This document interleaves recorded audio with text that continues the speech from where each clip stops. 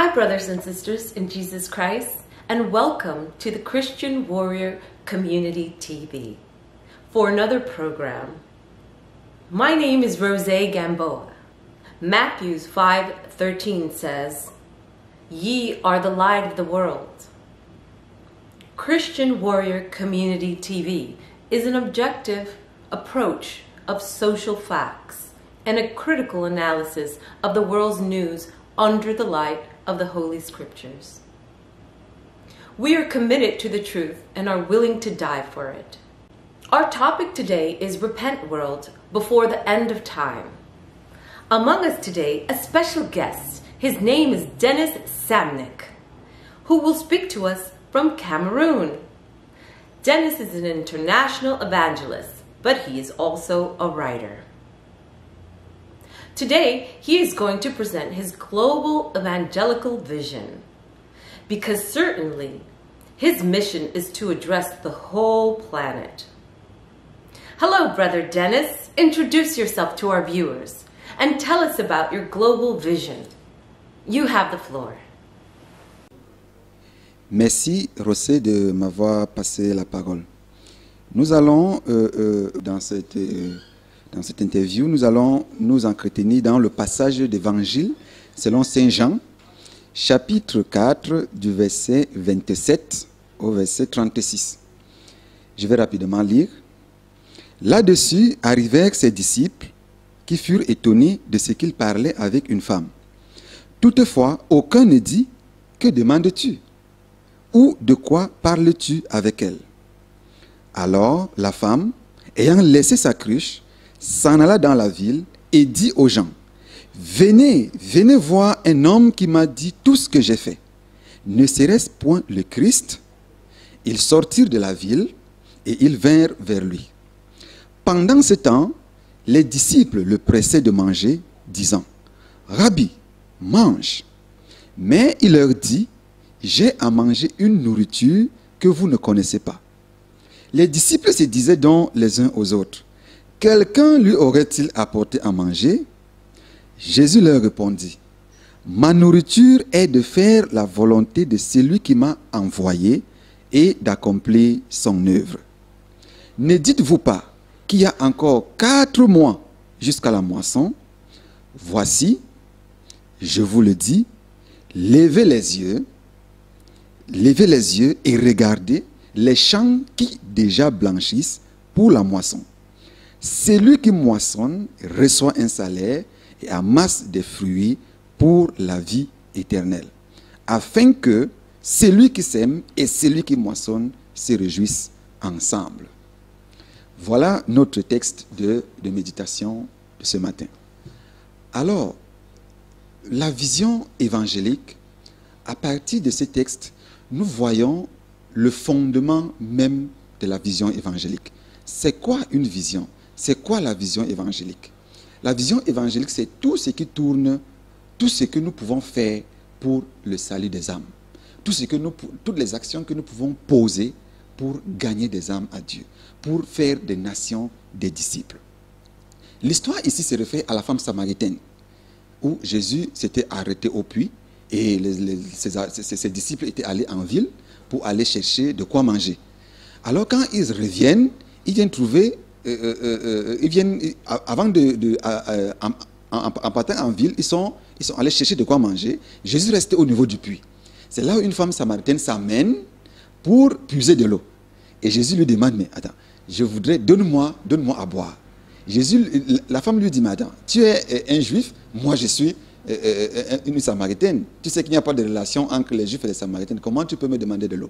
Alors, de fond en comble, c'est là où la femme découvre que Jésus est un Messie et elle part diffuser la nouvelle dans tout le village. Venez voir quelqu'un qui m'a dit tout ce que j'ai fait. Ne serait-il pas le Christ?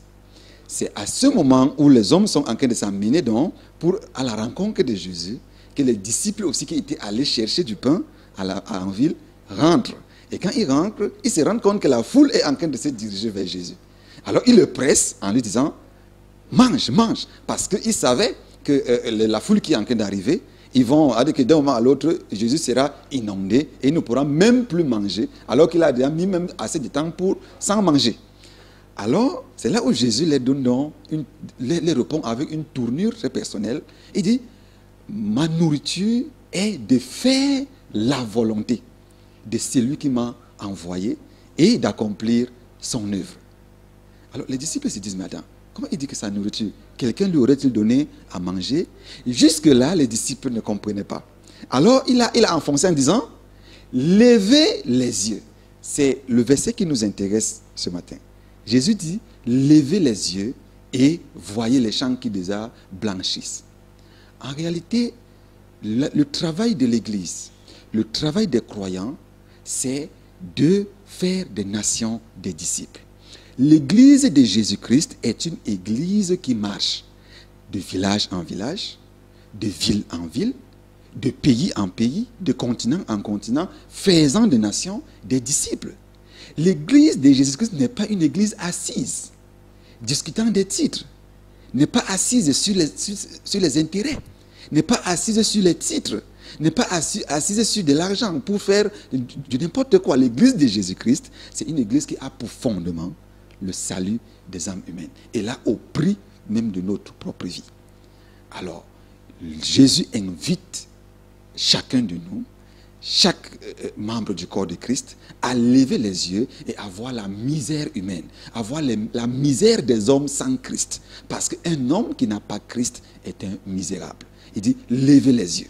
Donc, les pasteurs, les évangélistes, les apôtres, les docteurs, au lieu de baisser les yeux sur les intérêts, sur de l'argent, sur les honneurs, sur les titres, devraient plutôt lever les yeux pour constater la misère humaine, la misère des hommes sans Christ et aller à l'assaut de ces hommes-là pour les annoncer la bonne nouvelle. Donc, Jésus invite chacun, Jésus invite, et ici je tiens à souligner que ce n'est pas seulement le travail des ministres de Dieu, c'est le travail de chaque chrétien né de nouveau. Quand tu es un chrétien, tu dois faire des disciples. Partout où tu te trouves, tu dois faire des disciples.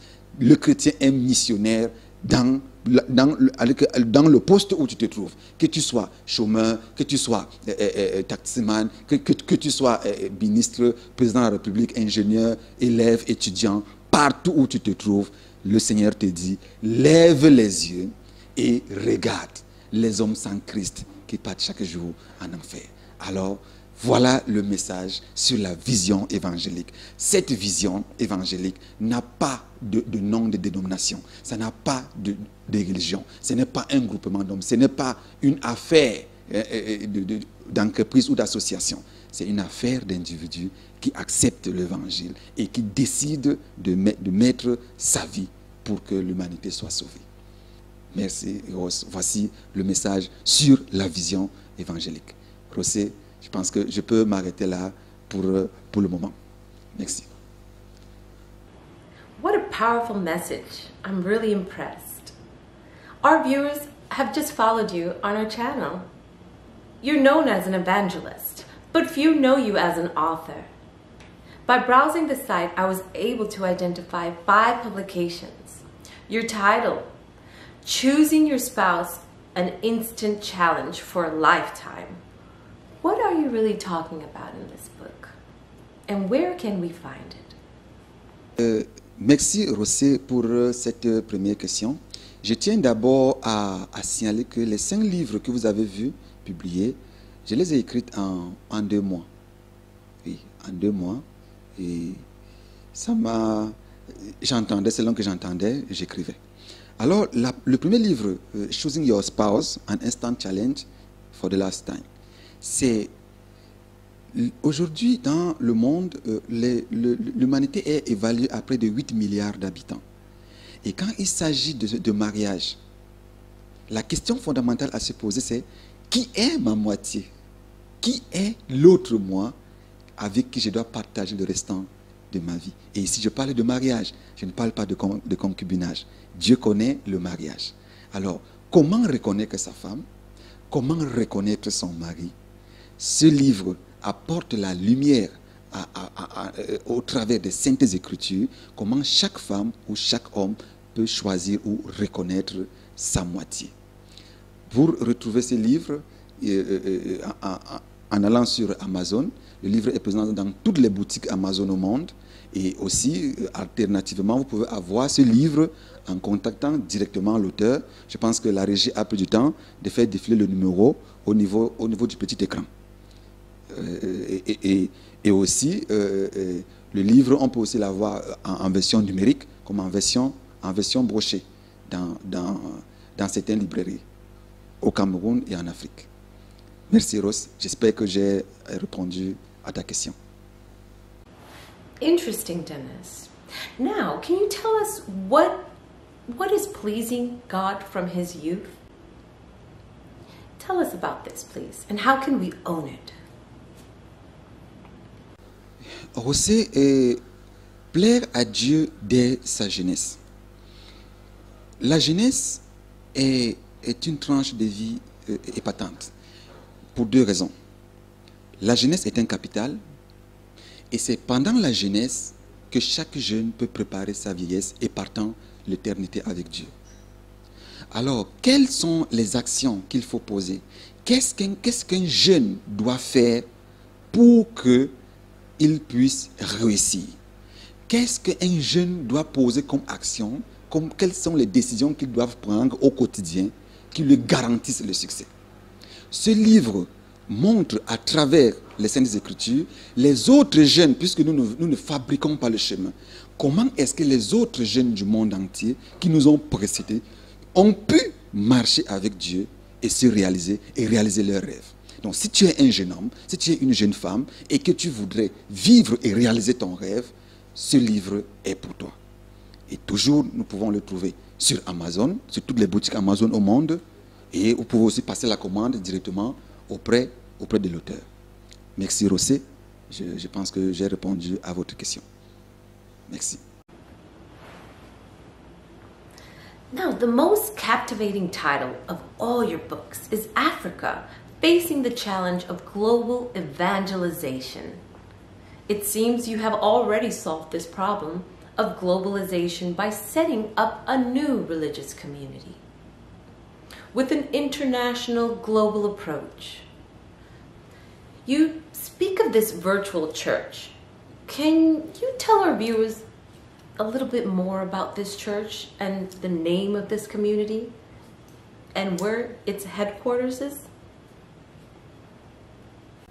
Bien évidemment, Rosé, ce best-seller, je peux dire ce best-seller, l'Afrique face au défi mondial d'évangélisation. Et la tâche d'évangéliser, c'est une tâche énorme.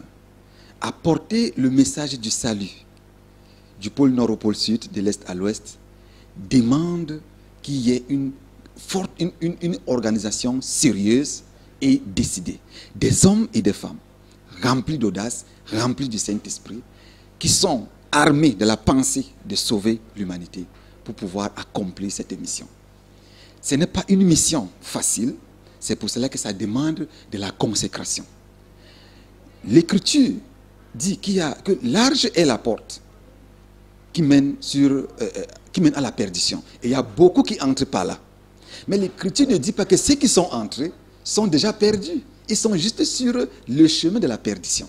Alors il faudrait des hommes et des femmes remplis du Saint-Esprit, prêchant le véritable évangile, qui doivent se placer sur ce chemin de la perdition pour demander à toutes ces âmes, ces précieuses âmes, sur qui Jésus-Christ est venu mourir sur la croix, de faire demi-tour pour qu'ils ressortent et entrent par la bonne porte. C'est ça l'évangélisation.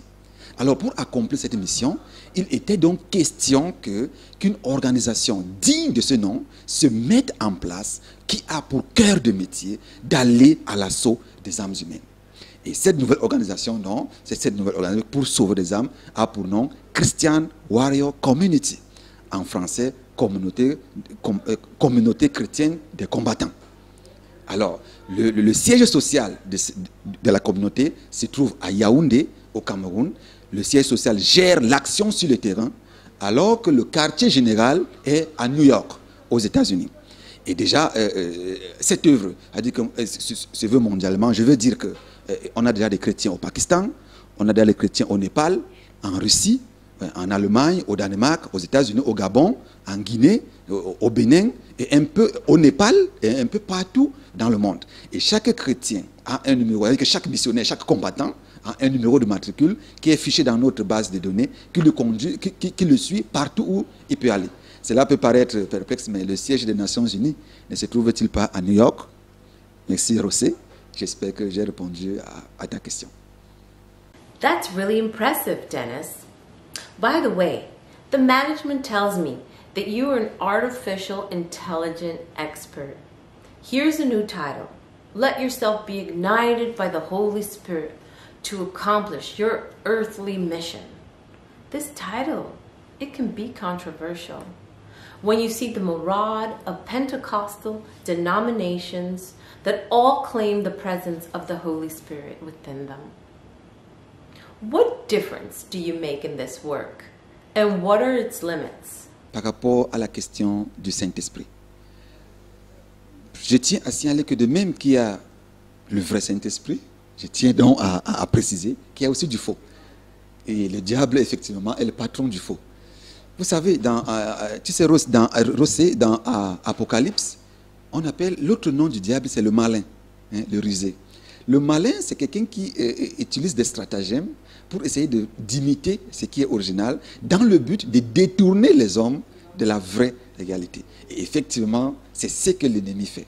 Mais il peut donc être difficile, parce qu'ici, on dit la copie, c'est-à-dire que ça peut vraiment être une copie complète. Mais il y a une différence. Comment donc reconnaître le vrai du faux?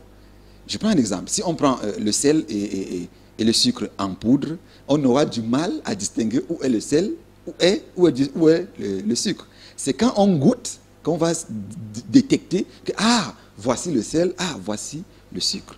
De la même manière, pour connaître, pour avoir la distinction entre le vrai et le faux, il est écrit, c'est à leurs œuvres que vous les reconnaîtrez. Je pense qu'il y a même un chanteur, un musicien très populaire, je pense, Ronce, qui a dit, prenez même la soutane, mettez à un gorille, il ne deviendra jamais un gorille de Dieu. Donc, ces hommes, le Saint-Esprit ne peut pas habiter dans un corps souillé. Il ne peut pas venir rester, faire tabernacler dans un corps qui est souillé. Et ici, c'est un esprit de vérité que le monde ne peut recevoir. Le monde ici, il faut entendre le monde ici comme toute personne qui vit dans le péché. Il est donc hors de question que la lumière cohabite avec les ténèbres, qu'il ne peut pas avoir de relation. Donc, ce livre permet à chacun, à chaque homme, à chaque femme, de pouvoir se mirer, de pouvoir découvrir le but pour lequel Dieu l'a envoyé. C'est-à-dire que c'est pourquoi Dieu l'a envoyé sur terre. Donc, que chacun a dit que ce livre, d'ailleurs, de part et d'autre à travers le monde, les gens qui lisent le livre commencent à réagir, les gens réagissent, les gens sont sauvés, les gens se repentent. Chaque jour que nous recevons les appels. Merci. Je pense que Rossé, je suis en train de répondre à ta question. Merci. Repentance, the only key that opens heavens for you. It seems like you published this one as a co-author with Eric Mengabshi. Please give us an overview. Oui. La repentance, Rossé, c'est l'un des meilleurs. Pourquoi? Parce que la repentance est le plus beau message de l'Évangile. La repentance, c'est l'acte qui permet à l'homme perdu de se réconcilier avec Dieu. Ce n'est que par la repentance que l'homme se réconcilie avec Dieu. D'ailleurs, il est écrit qu'il y a de la joie au ciel pour un seul pécheur qui se repent. Alors, ce livre permet à chacun de pouvoir se repentir. Comment se repentir? C'est quoi la repentance? Comment refaire la paix avec Dieu? Beaucoup de gens prient à travers le monde, mais ils ne parviennent pas à obtenir l'exaucement. Pourquoi? Parce que Dieu n'exauce pas les pécheurs. Et personne n'ira en enfer parce qu'il a péché. Rosé, personne ne va aller en enfer parce qu'il a péché. Mais les gens vont aller en enfer à cause d'une seule chose. Parce que non seulement ils ont péché, mais aussi ils n'ont pas soit eu l'opportunité de se repentir, de se convertir et devenir des chrétiens et de nouveau, ou alors ils ont eu cette opportunité, mais ils ont refusé de se repentir. Donc ce livre a été écrit pour éclairer, pour jeter la lumière sur la repentance, qui semble même être un message aujourd'hui oublié vraiment dans les milieux chrétiens. Pourtant, c'est le b.a.-ba de la foi chrétienne. Sans la repentance, il n'y a point de réconciliation avec Dieu. Et sans la réconciliation avec Dieu, nos prières ne peuvent pas être exaucées. Et quand nos prières ne sont pas exaucées, durant notre vie dans ce monde, plus tard, quand on quittera la terre, nous irons sans escale brûler dans le temps ardent de feu avec le diable, parce qu'il n'y a pas une autre alternative. Le purgatoire n'existait pas. Le purgatoire, c'est dans ce monde. Et c'est pendant que nous sommes sur cette terre que nous avons la possibilité de nous repentir, de nous convertir, de devenir une nouvelle créature, de commencer à vivre la vie chrétienne dans ce monde. Et c'est cette vie que nous continuerons au paradis. Merci. J'espère que je réponds à ta question, Rosé. Loving to God from his youth. Here you seem to be addressing young people. We know that young people are preoccupied with sex, the pursuit of power, and fame. Hence, the massive adherence of secret organizations such as Freemasonry, Illuminati, Skull and Bones, Rosa Crux, etc. In schools, we're inundated daily with these cases of early pregnancy, drugs, easy money, and magical practices, including murders. What steps have you taken in this book to combat these tragedies? Ok, Rosé, ce titre condamne, dans ce livre, le Seigneur condamne le péché jusqu'à sa tunique souillée et donne la possibilité à chaque jeune de pouvoir se saisir, de pouvoir marcher sur les sentiers de la justice, pour que dans ce monde-ci, qui est en plein tourment, qui est endiablé, qui est en plein flamme du mal, comment est-ce qu'il peut choisir son chemin? Ce livre, la jeunesse, c'est pour la jeunesse. Et ils doivent, en lisant ce livre, ils vont devenir libres de pouvoir vivre la vie chrétienne sans entrer dans des sectes ou quoi que ce soit. Ces choses-là qui attirent les jeunes à travers le monde. J'espère que je réponds à ta question, Rosé. I see. Now, through your new Christian warrior community, you seem to have devised a worldwide plan for evangelism. Can you reveal it to our viewers? Can you tell us more about it? Bien évidemment, Rosé, quand Dieu donne une mission, il donne aussi les moyens d'accompagnement. Déjà, en quelques jours d'exercice, il y a des témoignages de guérison partout. Ici à Yaoundé, il y a des guérisons qu'on peut citer. D'ailleurs, certains ont même été publiés. Au Népal, en Pennsylvanie, au Gabon, on a des guérisons partout. Et des gens qui témoignent. Aussi, en quelques temps d'exercice, le Seigneur nous a assisté un apôtre et récemment encore une prophétesse. C'est beaucoup de bénédictions. C'est beaucoup de bénédictions et qui prouvent à souhait que le Seigneur nous accompagne dans cette mission. I feel so happy to participate in this evangelical action. One last word for us, Dennis, please. Ah, Rosé, par rapport au mot de fin, tout ce que je dirais par rapport au mot de fin, c'est que quiconque dont le cœur brûle de se lier à la tâche d'évangéliser le monde, le Seigneur recrute. Chaque génération a le défi de transmettre l'évangile à ses pairs. Et cette fois-ci, nous sommes là. C'est notre tour. C'est notre devoir. C'est notre responsabilité. D'abord individuelle, avant d'être collective. Que le Seigneur vous bénisse.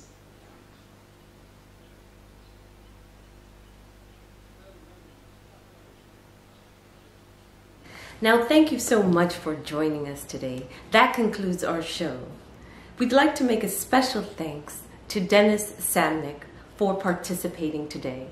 Your views and your knowledge is so interesting and worthwhile for our community. We also like to thank our viewers. Without you, we wouldn't be able to be here. So please subscribe and like and click for our next exciting and wonderful video.